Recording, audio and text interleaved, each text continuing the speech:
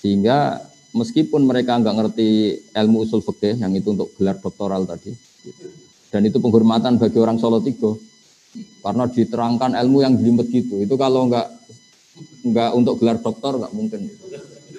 Jadi bagus itu, artinya ada penghormatan pada kita yang mendengar. Karena tadi itu ilmu papan atas ya. Saya aja yang sudah kiai agak bingung, apalagi yang nggak kiai itu pasti tambah. Cuma do gaya tok pura-pura paham.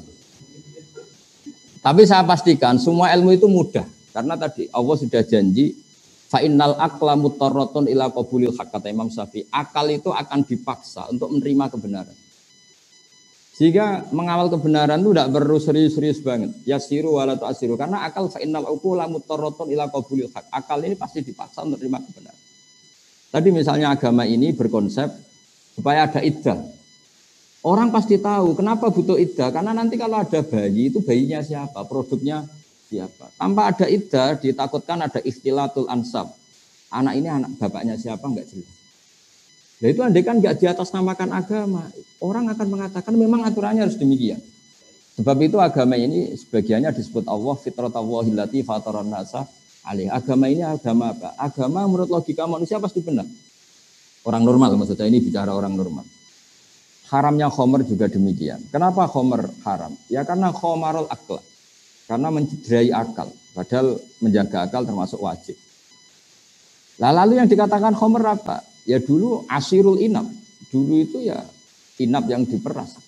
Lama-lama kenapa haram? Lah ini ilatul hukmi. Ya karena yukhomirul akla, merusak akal. Artinya terus fakul lumakhoro maral akla, yang merusak akal yang namanya khomer atau sama-sama muskir atau sama-sama haram.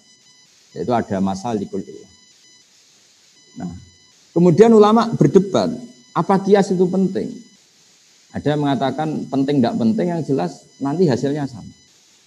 Ada yang cara ulama ngendikan nggak perlu dikatakan kias, cukup dikatakan min itlaqil ba'di wa iradatil qul. Jadi kalau Allah mengharamkan fala taqul lahuma uffin, sekedar bilang hus saja haram, apalagi yang di atas hus. Atau al-murad bin nahyi an qauli uffin adalah at-tadajjur atau al-idza. Yang dikehendaki Allah haramnya mengatakan hus pada orang tua adalah al-idza. Maka apalagi naboi, apalagi nyabui. Apalagi membiarkan orang tua miskin utang-utang tonggo, itu ya agak haram juga itu. Jadi lah itu kan lagi-lagi dzauq. Mungkin orang dulu tidak mengistilahkan itu min itlaqil ba'di wa iradatil qul, atau mengatakan itu masalikul illah atau illatul hukmi adalah al-idza, sehingga apa saja yang menyakiti orang tua haram. Itu kan sudah dibahasakan oleh ulama. Karena mau tidak mau ulama butuh istilah. Untuk mempakemkan satu teori ada istilah, ada terminologinya. Tapi tanpa itu pun agama ini bisa difahami. Itu yang disebut walaqad yassarnal Qur'ana lidzikri fahal min. Sehingga dulu saya ini termasuk pengagum cerita-cerita orang Bedui. Orang-orang Bedui itu orang yang jauh dari pemahaman. Tapi seringkali mereka kalau bikin natijah, bikin kesimpulan itu sering benar. Misalnya Nabi pernah ngendikan yadhaku rabbuna. Allah itu pernah senyum melihat ini, melihat orang sering jamaah, melihat ini. Si Arabi tadi mungkin tidak pati hafal jumlah yang Allah senyum kepada siapa saja itu enggak pati hafal deh. Cuma dia langsung takok. Awayat hakur rabbu ya Rasulullah. Apa Tuhan itu pernah senyum? Iya. Jawabnya Arabi tadi lucu. Lan na'dima min rabbin yadhaku khairan. Wah, kalau Tuhan pernah senyum, biasanya orang senyum itu enggak mau menyiksa. Akan baik-baik saja. Jadi, dan itu dibenarkan Rasulullah. Beberapa kali orang Bedui punya kesimpulan, Nabi ngendikan mansar rohu ayang duro ila ahli jannah fal yang duri ila hadza. Kalau kamu ingin melihat penduduk surga yang masih hidup, ya lihat. Jadi orang Bedui, karena apa? Ya agama ini mudah. Lagi-lagi agama ini mudah. Sehingga orang yang enggak cerdas banget, itu ya bisa paham. Meskipun enggak bisa ngistilahkan tadi. Ya pusing kalau orang bisa dikonil masalikul illah harus ada jamek, mutarid munakis, jamek manek, enggak boleh ada farik. Itu, wah iya kalau enggak paham bisa bilang amin-amin itu. Dianggap doa itu. Tapi ini kan cerita apa?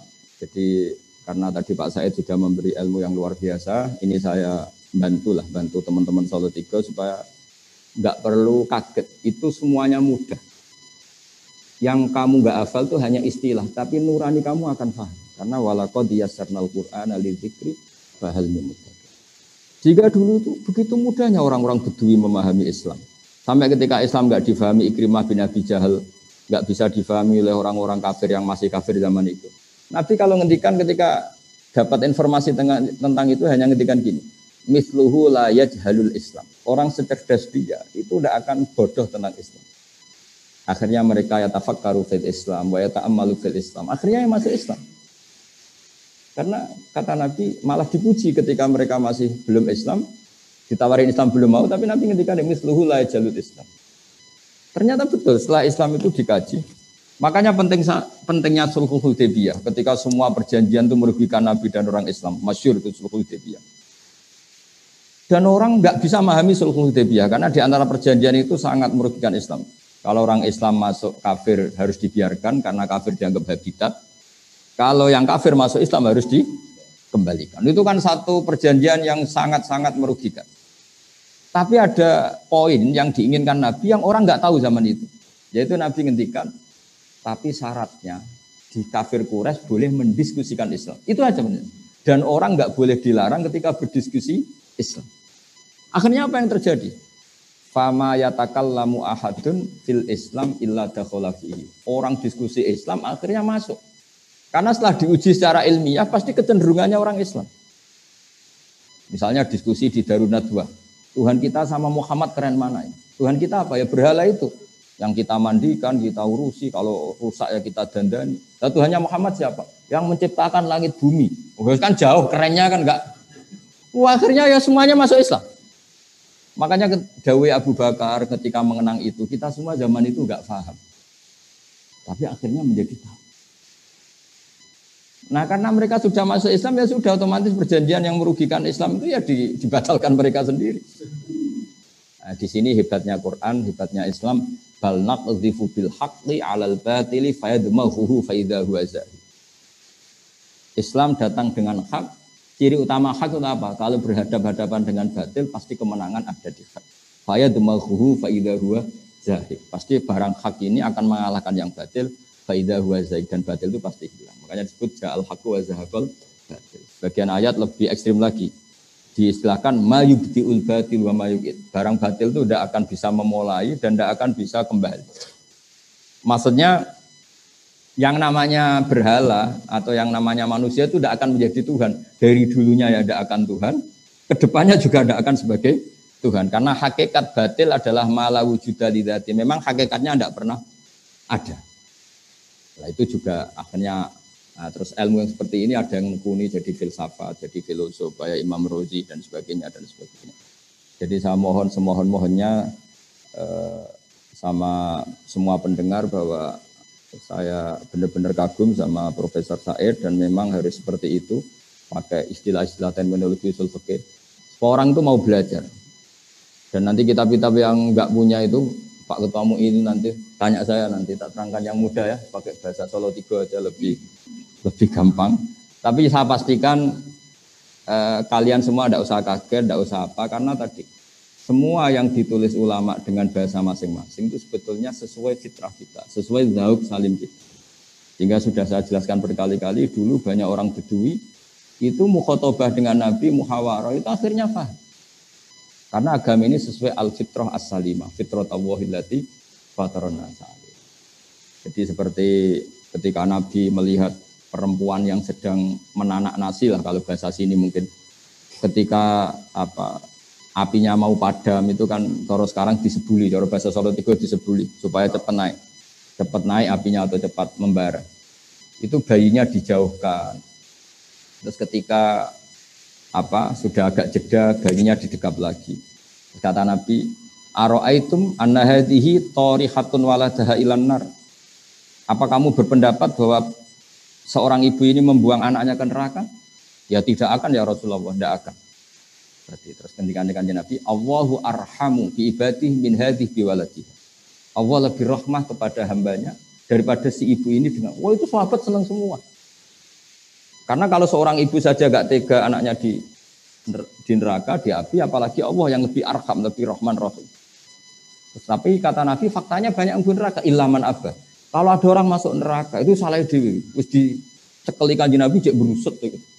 Karena selalu itu tadi. Terus di dunia ini ada contoh sekian hewan, yang dia memang nyari api. Nah kita jangan seperti hewan yang goblok itu. Wong api kok dicari. Jadi sebetulnya Nabi ini sudah akhidun hujazikum, sudah megangin kita supaya tidak jatuh ke api. Tapi sebagian kita ngawur sekali tetap menuju api. Jadi ini pesan saya supaya ilmu dari beliau, ya kita semua minta restu beliau, minta doa beliau dari Profesor Said, supaya barokah. Saya sebagai yang muda membantu lah bahwa itu mudah. Karena tadi walaqad yassarnal Qur'ana lidzikri fahal mim mudzakir. Jadi meskipun fa'il itu didefinisikan al-fa'il wa al-ismu al-marfu alladzi alladzi sebenarnya al-ismu al-marfu, terus yang dirofakkan oleh fiilnya atau oleh isim sifat atau oleh isim fa'il. Itu kan kayaknya susah, tapi orang Arab ya sudah bilang ja'a zaidun. Jadi misalnya al-ismu al-marfu al-madhkuru qablahu fi'luhu ya. Kalau dalam jurumiyah, tapi kalau di alam alfiyah tidak harus fi'il tapi termasuk isim fa'il ya. Kelihatannya kan susah, tapi setelah kita ngaji ya orang Arab tetap bilang ja'a zaidun. Ra'aitu zaidan. Tapi kalau ketika mau nerjemahkan al-ismu al-marfu'u al-madhkuru qablahu fi'luhu. Itu kan kalau maknanya bingung, isim yang dibaca rafa yang sebelumnya disebutkan kata fi'ilnya. Oh itu kan kayak bulat. Jadi ya sudah, tapi lama-lama prakteknya ya gampang. Makanya terus orang Arab kadang pakai mausu'ah. Mausu'ah itu ya pokoknya ngono. Timbang latihan bahasa Arab Indonesia kesuwen kon kerja ning Arab Saudi sak tahun mulai bahasa Arab. Karek dadani sithik-sithik nahu sorope gitu. Tapi kalau pintere bahasa Arab kan sudah. Ya karena tadi walaqad yasanal Qur'ana lidzikri fahal mudzakir. Saya kira demikian. Terima kasih. Assalamualaikum warahmatullahi wabarakatuh.